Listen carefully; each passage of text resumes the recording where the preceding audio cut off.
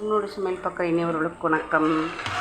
இது வெண்டைக்காயும் அவரைக்காயும் போட்டு சாம்பார்,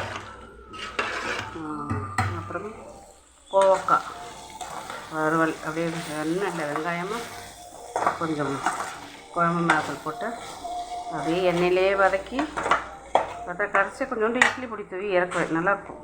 பொடி அந்த கடலைப்பருப்பு உளுத்தம்பருப்பு அந்த முறுமுறுப்புலாம் சேர்ந்து கிறிஸ்பியாக சாப்பிடணும். சூடாக சாப்பிடும்போது நல்லாயிருக்கும். இல்லை ஆறிடுச்சுனாலும் மறுபடியும் சூடு பண்ணி சாப்பிட்டுக்கலாம், ஒன்றும் பிரச்சனை இல்லை. இது சாதம் போல் வச்சுருக்கேன், வெந்துட்டுருக்கு. சாதம் அரைச்சி போட்டேன்.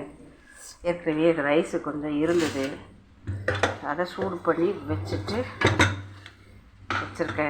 அர்ஜென்ட்டுக்கு சாப்பிட்றவங்க அதை சாப்பிட்டுக்கலாம். இது நைட்டு குக்கரில் வச்சது மீந்து போச்சு. அப்போல்லாம் வெங்காயம் பச்சை மிளகா போட்டு தாளிப்போம். காலையில் தோசை ஊற்றி கொடுத்தேன், மாவு மிச்சம் இருக்குது. சாப்பிட்றவங்க சாப்பிட்லாம். இதான் இன்றைக்கி எங்கள் வீட்டு சமையல். மக்களே பிடிச்சிருந்தா ஒரு லைக் பண்ணிடலாம்.